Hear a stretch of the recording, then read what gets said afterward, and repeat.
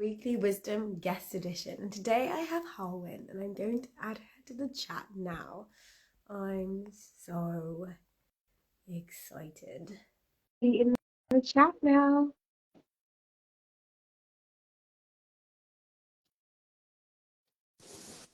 Yay, yeah, I see you joining. Hello! Welcome to Hello, Wednesday how are Weekly you? Wisdom. I've got to tell everyone who you are. I mean, you're an amazing author. You're a best-selling author. Your book's published in 17 languages. I'm massively jealous. So proud of It you. is. Oh, you It got is. it. Here it is. Energy mindset coach. I mean, you set up your own business after having this incredible career, senior management in the packaging industry. And you've used this to have more time and energy to find balance, to coach, and to kind of also teach people lessons that you learned from your personal journey and your health issues if you want to share about them later, but also actually just like talking about energy and depletion and using that in our lives. But I cannot wait to get started talking about personality, because why is personality so important when it comes to this coaching space as well? Like, that's one of the things I'm so excited to chat about. I'm going right in. My first question, I've been hyped up when you go. It's not a problem, Maya, and it's absolute pleasure to speak to you. Hopefully Yeah, you sound great, my by the way. sound's okay. Yeah, that's fine. That's great. So personality, why is it so important? I find personality helps you to find your cozy zone and your comfort zone. And there's a lot of talk out there about the comfort zone being a bad place. But I actually find when I speak to a lot of people in my coaching, they don't actually know where their comfort zone is. They're operating in a zone of compliance of who they think they should be and what they should be doing, or a bit of a complacency zone of, just going along with life and seeing what it throws at them, and don't really understand what their true zone of genius is and what they're truly great at. And with personality tests, it doesn't tell you, it doesn't put you in a box. It basically tells you where your preference is. It's a bit like having a preference for left-handed or right-handed. I've got a preference for left-handed, but if I broke my left hand, I could Are you actually write with ambidextrous? my right Are hand, you but it would take. ambidextrous? Sorry? No, I no, was no. I'm like, just that's so saying, but cool. I I'm could. jealous you can do that. I'm like, imagine double writing. Okay. I'm going to get excited. I'm so excited. No, no, I'm I can't. reading I myself can't double in. root. So if I broke my left arm, I could write with my right. It's just that it would take practice, it would be slow, it'd take a lot of energy. But, over time, I could write with my right hand, Mm. but it's not my natural preference. And personality tests tell you your natural preferences. And I know a lot of people are a bit Mm. skeptical about them. They're like, oh, people know who they are. Well, actually, a lot of people don't. I quite often find when I'm coaching and mentoring people, and I know myself as one of those people, and this is why I find Mm. personality tests fascinating, is we can actually operate in a way that's learnt behaviour. So, for example, we live in a world that's predominantly extroverted. So at school, you're always told to speak up, but don't speak up too much. They don't want you too extroverted, and they don't want you too introverted. Um, so it ends up, if you're an introvert, then you think that you've got to be more Mm. extroverted in the world, and don't realise that introversion is actually one of your natural gifts. Likewise, for an extrovert could be being told to Mm. be more quiet. And again, it's some of their natural preferences and gifts. And as we go through the stages of our lives, we develop our Mm. different areas of personality. And we don't develop them all when we're young. We develop them through our 20s, or probably only rounding off at our late 20s, early 30s, Yeah. depending on what's happened in your life as well. But we can pick up so much learnt behaviour. So I think I'll Okay. give you an example, which is me, to explain how this really, really works.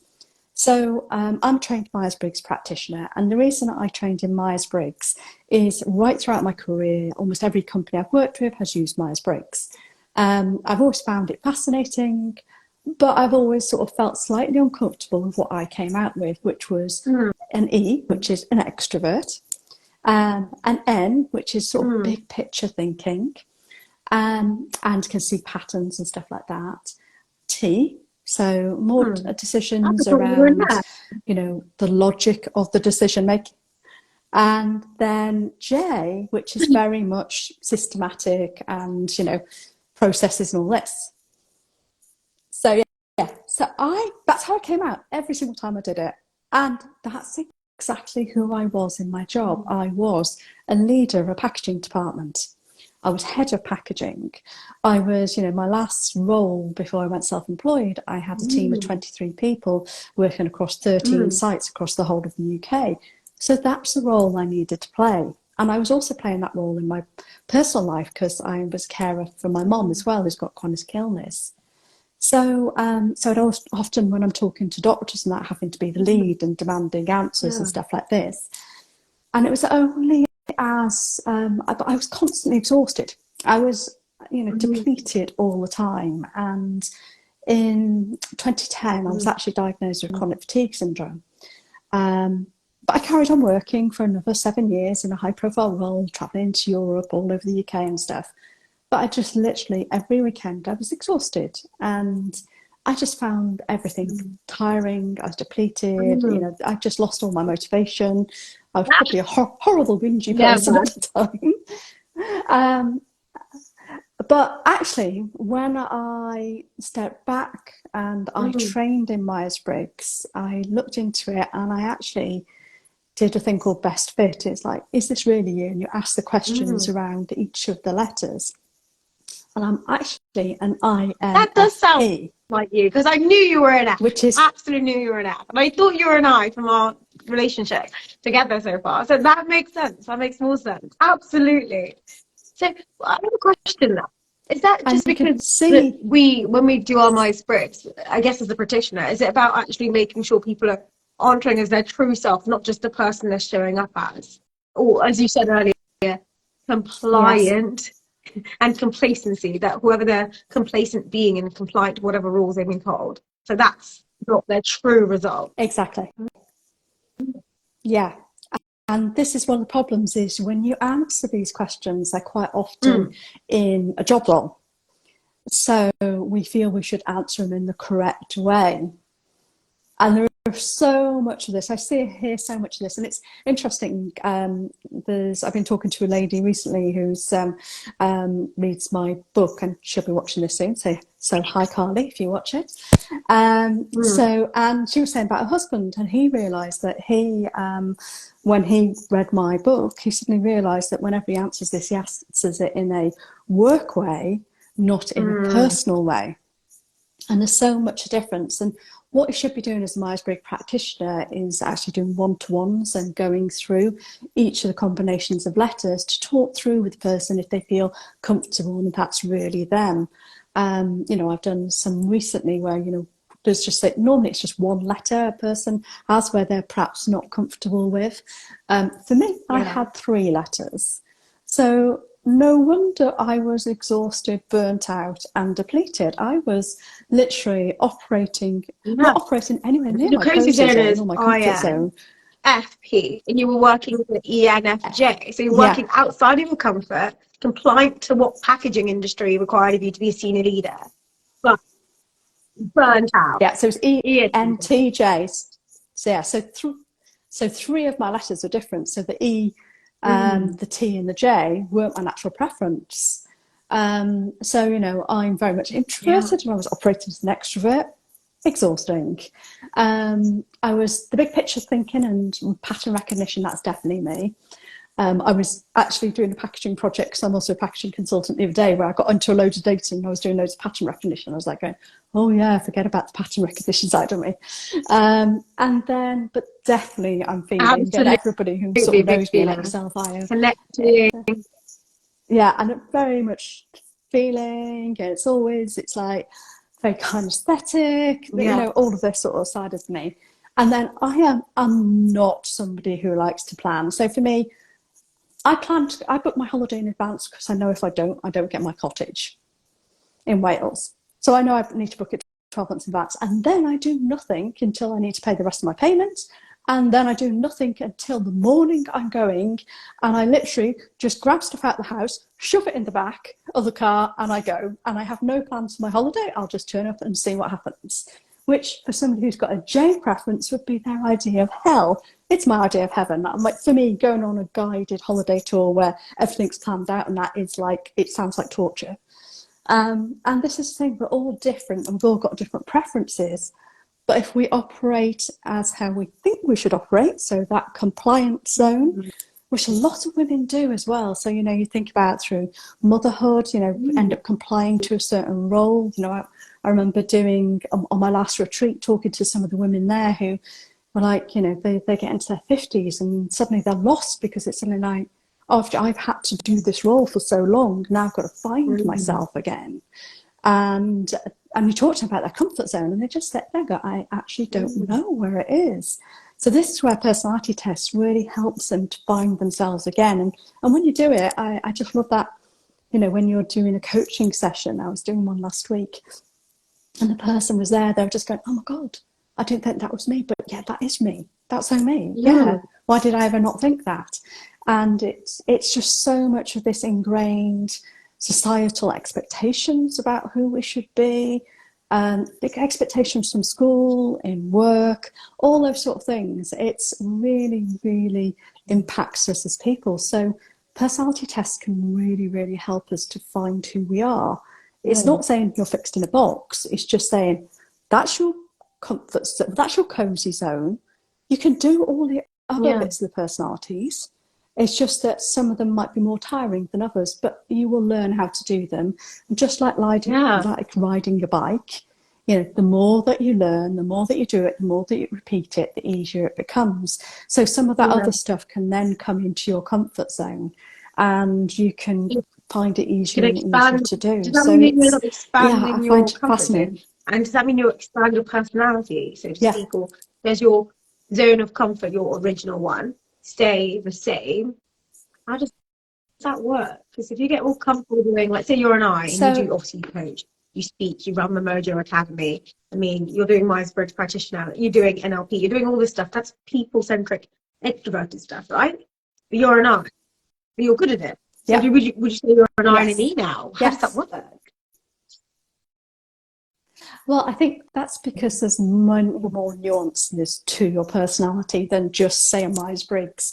So, for example, when I do the Myers-Briggs personality test, I actually do some other tests for people as well. So I do a test called Sparky Types. And in the Sparky Types, I come out as an advisor and a maker as my preferences. So an advisor is that sort of coaching role, but I need to do coaching in my way. So I have to be careful in one-to-one coaching that I don't get drained by other people's energy. I'm quite empathic as well. So I have to make sure I don't take on board other people's emotions and energies as well. So, you know, whereas somebody who was very extroverted, they could get really fueled up after every single session and feel really, really, really like, yes, I'm really energized now.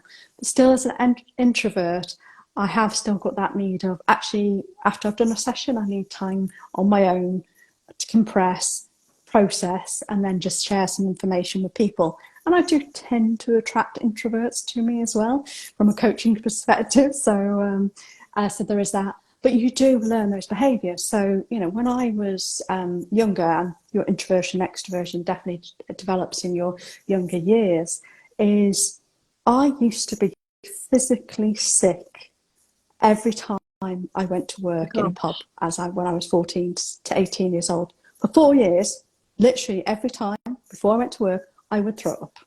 I would contemplate throwing myself down the stairs because I hated that interaction so much. Intense. Was this the knowing you're an introvert and having to show up as an extrovert?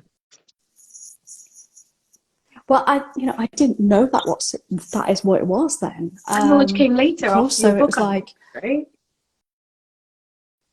So, well, like I really learned about my introversion probably about 6 years ago. I always felt I was, but because Myers-Briggs and everything, it's like everyone's going, no, you are an extrovert. You can stand on a stage and talk about things. Well, as an introvert, you can stand on a stage and talk about things if you're passionate about them. So I can stand on a stage and talk about personality tests. I could stand on stage and talk about energy mindset, burnout, depletion. I could talk about my book. I can talk about packaging, because they're all things that I'm really comfortable with. But the difference for me being an introvert when I stand on a stage compared to an extrovert is, at the end of it, I just want to go off and be on my own to recharge my batteries. And you always end up, when I'm doing packaging talks, when I'm doing coaching talks, you end up in a long queue of people wanting to talk to you one-to-one, and it's lovely. But then I just get to a point I just need to escape and be on my own and recharge my batteries.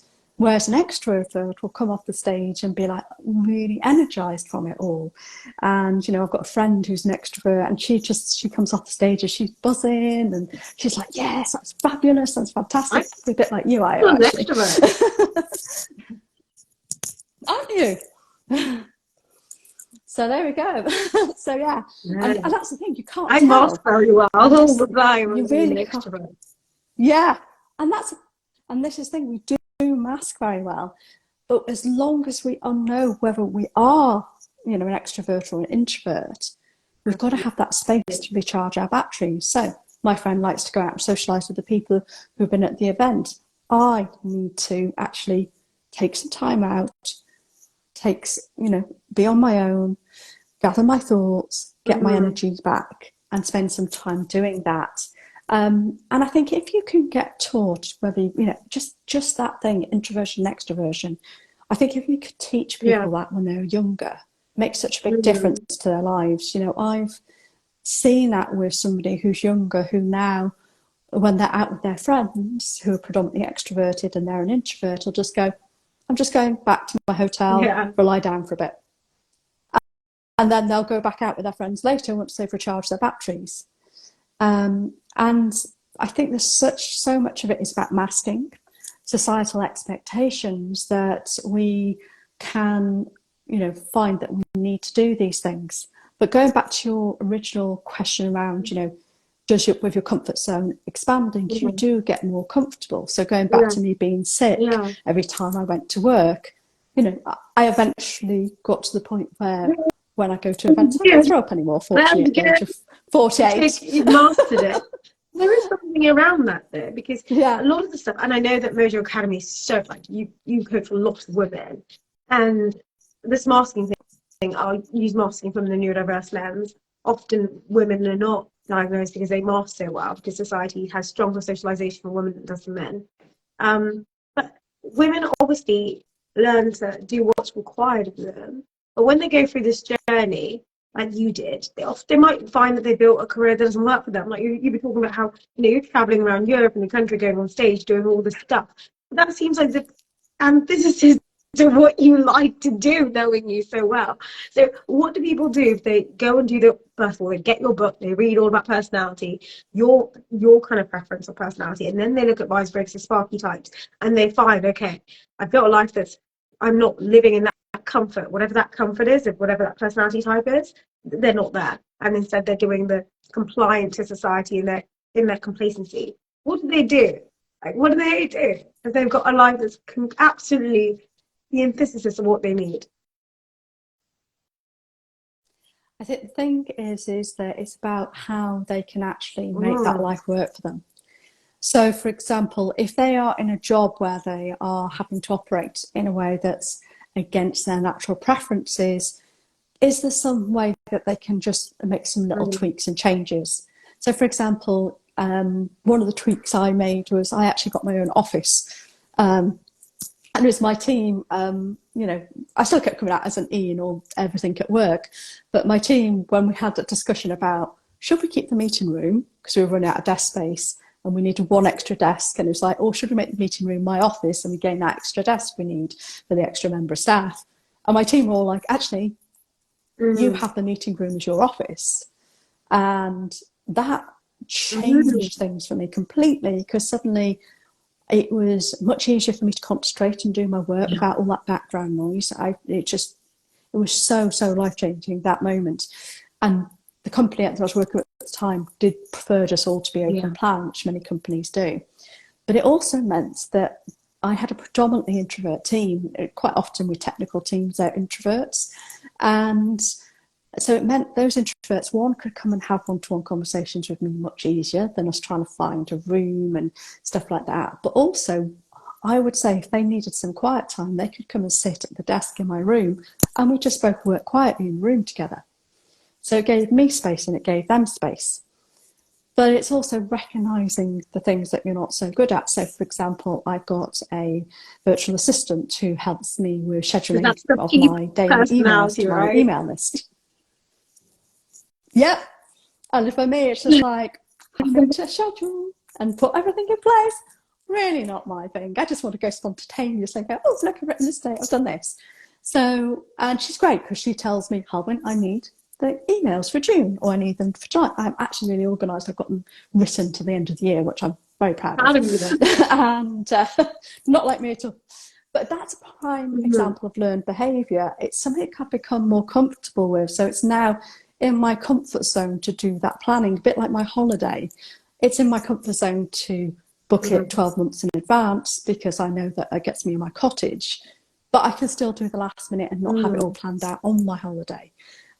So it's about making some of those little tweaks and changes. Sometimes you'll find that the job or the company you work with won't allow you to be your true self. And then you've got to determine, is that something that can you do something outside your work to balance that out? You know, so for example, you know, if you are somebody who, if we touch on the sparky types a bit, if you're somebody who likes to make stuff and you're not making things, what I'm saying about making things, it isn't just about, you know, doing some pottery classes or some art or stuff. You know, it's making things can be making a system, a process. You know, it's you can take some of these personalities into every job role, but you just need to twist it in a way that's right for you. But it might be that sometimes you use the job, and some people can do this really well. And I love the people who could do this because I've never been able to do it. They can compartmentalize the job and be the personality they need to be for that job, but then do all the stuff they love to recharge their batteries outside it. And, you know, some of my friends are great at that. You know, they have jobs that I could never do. And for me, they seem incredibly boring and mundane. And I know it's not their true personality, but they said, actually, it suits me because it's a job where I can leave when I end my shift. I don't really have to think too much in work, even if it is a bit boring. But at the end of the day, I can go and do all the stuff I love. And so everyone's got a different way of finding it. And I think the really, really important thing is you're unique. Even if if we go back to Myers-Briggs and INFJ and say, both of us, if you're an INFJ and I'm an INFJ, we're still unique. And I mean, I test as an ENFJ, and that means I'm not an ENFJ. But yeah, I know what you mean. Yeah, we need to do a session. So we'll really drill down into it. Where do you get your energy from? And this is the thing. It's about recognizing that this is just helping guide you, almost to find it's helping to guide you in the things that energize you, the things that drain you the least, but it's also almost helping you find your North Star. It's helping you find in your guiding light, because when you sort of see some of your preferences, you suddenly go, oh yeah, I know that, but I need some validation to explain that everyone that's what has I know some about myself. element of this truth, but it's like reading a book and hearing a wisdom you already know. There's something about hearing it or reading it, like, yeah. Yeah, that's it. Very much so. And, you know, my book is, you know, it's very much an introduction for personality tests for people who've never really done anything with it before. You should tell people where to get your book. So much more in depth you can do. Well, you can get it on any good bookstore, and you can get it on Amazon or any bookstore. You can order it from my bookstore here in Oswestry, where they've got signed copies as well. So yeah, and I've done some talks here and about to do some more talks here in Oswestry with my local bookstore booker, who are absolutely brilliant and have some amazing authors here anyway as well. This is where I'll be doing my book launch for my next Want to give us a little bit? I think I know what we're talking about, but do you want to tell us a bit more about this, or are we not allowed to say that? I really want to give, I think, like, it's so exciting. It's a big D word, isn't it? Oh, okay, It is. tell us more. So, so, yes. So my proposal Well is done. finished. It's just with Jessica. It's with Jessica at the moment. So we have our wonderful our god Jessica. Yes, we do bow down to Jessica and her book wisdom. So for me, I am writing a book about the exhaustion epidemic.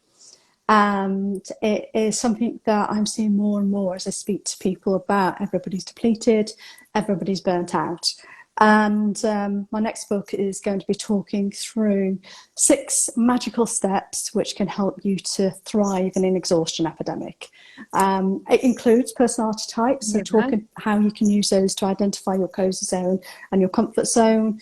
It's talking about, how we can, embrace ourselves more better. It's all talking about how we can have real gratitude, not guilt gratitude, and all these sorts of things. And I've developed my own method now called the Cariad method.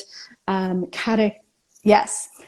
So Cariad is a Welsh word that means love. It means dearest. Actually, it was the word I used right throughout my wedding. It's my wedding ring is engraved with Cariad inside it. And it's basically a 6-step method to help you to create and reconnect to your cozy zone, because your cozy zone is where you heal and your comfort zone is where you thrive. And there's so much about the comfort zone being a bad place. Yes. Oh, wait. You're going to have to say more than that, because no one ever talks about thriving in the comfort zone. The comfort zone is meant to be the dead zone. You're meant to be in a stretch zone. Yeah. No, because you cannot. If you're operating fight or flight response, you don't come up with good ideas. Have you ever heard of an entrepreneur saying that they were being attacked by a lion and came up with a brilliant idea? No, they all say they were in the shower, going for a walk, came to them in a dream, something when they were really, really comfortable. Oh my God, it's such challenging. That's like a core. It's like a core society belief, isn't it? You talk about cozy zone, and that's definitely a different way of thinking about it. But almost contradicting what is our collective idea, what comfort zone means. Your book's about to smash some systems. Oh my God. And yeah, it's really interesting. And there is a paper that was brought out in 1990, which basically turned the comfort zone on its head. And it basically explained about that, and it just said that, you need to basically expand your comfort zone to develop and grow. And yes, you do need to expand your comfort zone, but it's been misinterpreted since then. And nowhere in this paper does it say the comfort zone is bad, but if you look across social media, everyone's talking about the comfort zone being, there's no magic happens in the comfort zone. Actually, magic happens in the comfort zone. Because if you're in a crisis zone, you're in fight or flight response. You do not want to be there. You're stressed. Your cortisol levels are running sky high. You are not going to be able to do something magical when you're that stressed out. And if you're in a complacency zone, you're just going to be like, yeah, I don't really care, blah, blah, blah. And if you're in a zone of compliance, then you're going to do what you're told to do. You're not going to tap into your spark and what lights you up. And the comfort zone, of course, you've got the challenge zone around the comfort zone, and we want to keep going into the challenge zone, but we also, want to recognise that when things get too challenging, we can go back to our cozy zone where we heal. And I think over these last few years, it's, there's so much out there that, and I think there's so much talk about exhaustion and burnout. I've done loads of research on it, there's billions of hits on Google. All of the major newspapers and that do something on burnout and everything, on exhaustion. I see it all the time. Burnout, recovering from burnout, steps to get back from burnout, balancing work and burnout. Yeah. It is quite quitting the answer to burnout. Burnout is everywhere. And but everything I read is always the same.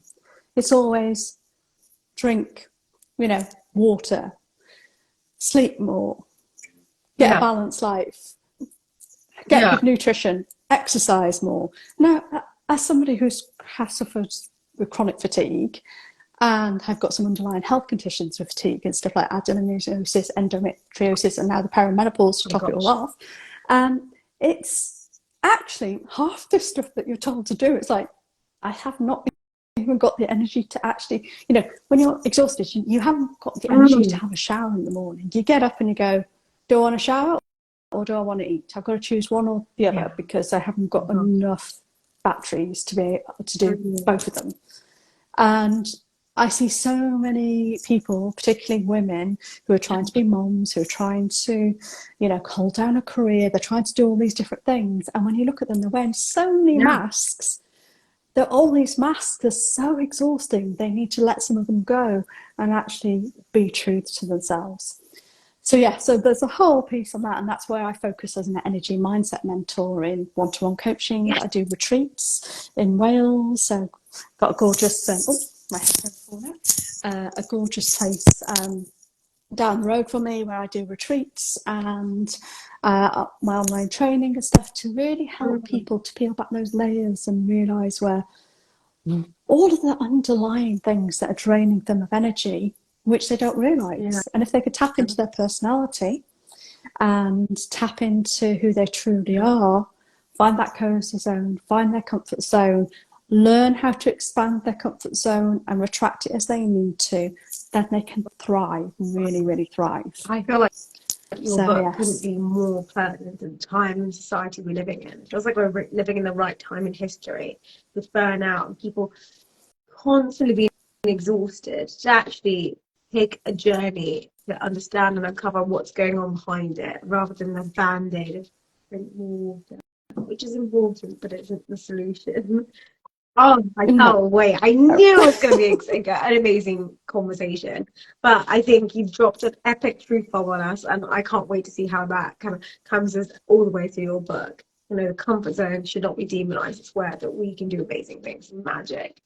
And I'm so excited. I'm so excited. I'm getting too excited, but I cannot wait to read your book. I always love your excitement. That's why I seem like an extrovert, because I'm excited by the things I do. I do things I really love, and therefore I'm like, But and it's like loads of people think I'm an extrovert as well because I get really passionate about things, and they're all surprised when I say I'm an introvert.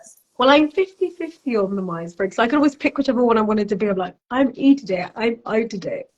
But and that's perfectly okay as well. Yeah. You can be an ambivert. I would do like, you know, when I don't know, going off on a tangent here, but you know, when you combine, and you talk about all the personality tests, right? When you combine like the 5 strengths or the, you know, the extroverted, openness, conscientiousness, and you put all of them together, you get so much more information. So this is why people should really read your book, because it gives you wider context and the nuance that it's kind of missing elsewhere, where it's maybe overly simplified, and that could be such a great starting point to self-awareness and finding what your cozy zone is. So at least till your next book comes out, people can go and gorge themselves on that.